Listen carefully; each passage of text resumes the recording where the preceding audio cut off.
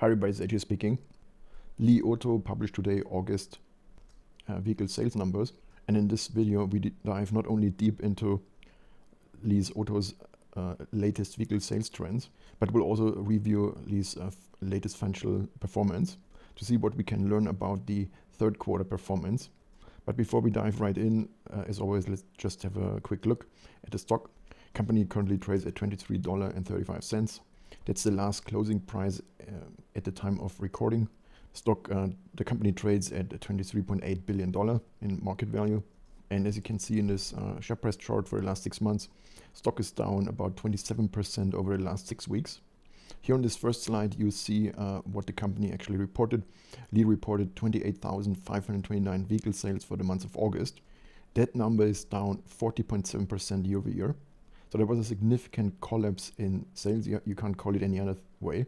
And when you look closely at the quarterly numbers, you can see this was not due to an exceptionally high August 2024. This was not a statistical effect. This was a true sales collapse. And this is further confirmed when you look at the prior few months. Last month's July was down 40% year over year, and June was down 24% year over year. The last month Li saw a year-over-year increase was May. So the current quarter, so that's the third quarter for the first 2 months, July and August, is down 40% year-over-year compared to July and August of last year. Currently, the company is only at 59,000 vehicle sales for the current quarter. There's 1 more month to go.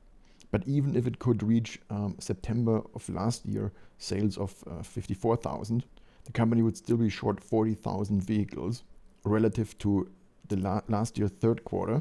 So this is really a monumental decline by automotive standards. In the rest of this video, we'll be going through all the items you see in front of you in this table of contents. We'll be talking about revenues by segment, total revenue. We look at average selling prices, gross profit, gross margin, operating expenses, operating expense intensity, how operating expenses developed relative to revenue, R&D expenses, SG&A expenses, look at operating income, operating margin, non-operating items, then profit. We also look at the implied multiple. We talk about free cash flow, operating cash flow, Li Auto's capital efficiency, investments. But since I have to retain some value for my subscribers, the remaining part of this video will be only available on X in the subscriber section of my account. So if you haven't already, I highly recommend you subscribe. For the cost of a coffee, you get access to world-class research that will definitely up your game in investing. Thank you very much for listening. Bye.